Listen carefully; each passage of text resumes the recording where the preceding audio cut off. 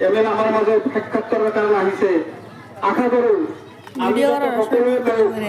আমি বিপুল ভোটে আগন্তুক দিনত ভোট দি জয়যুক্ত কৰি আমাৰ সমস্যাসমূহ যাতে আমি তেওঁৰ জৰিয়তে আমাৰ সমাধান কৰিব পাৰো আমাৰ তেওঁৰ প্ৰতি বিশ্বাস আছে আৰু এই আমাৰ মাজত অহাৰ কাৰণে আমি নথৈ আনন্দিত হৈছোঁ আমি উপভোগ কৰিছোঁ যে কাৰণ নহওক আজি এই ৰাস্তাঘাটৰ অৱস্থা তেখেতে নিজা হৈছে ৰাস্তাঘাটৰ বিষয়ে আমি একো নকৰো তেওঁ বুজিছে আৰু এই আমাৰ এইটো আমাৰ যিটো গাঁও আছে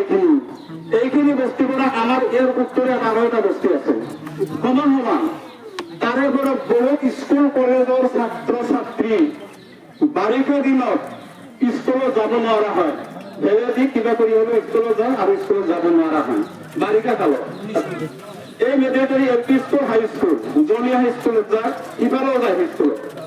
সিফালেও যায় যাব নোৱাৰা অৱস্থা হৈ যায় গাৰ্জেন বিলাকেৰ মায়েকে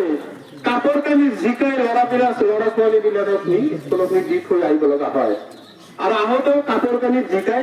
আহিব লগা হয় এনেকুৱা অৱস্থাত আমি আছো আৰু এই অৱস্থাৰ বিষয়ে আমি বিগত দিনৰ আমি আমাৰ বিধায়ক প্ৰতিনিধিসকলক আমি বাৰে বাৰে অৱগত কৰিছো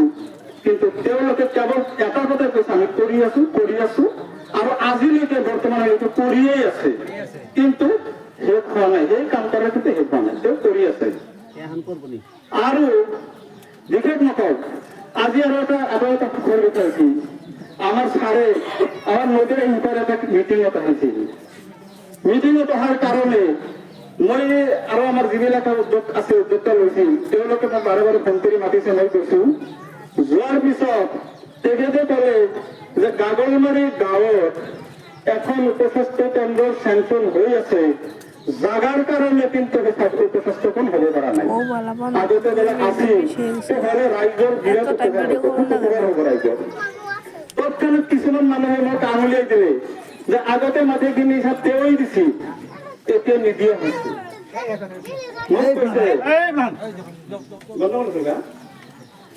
তেতিয়া তেওঁ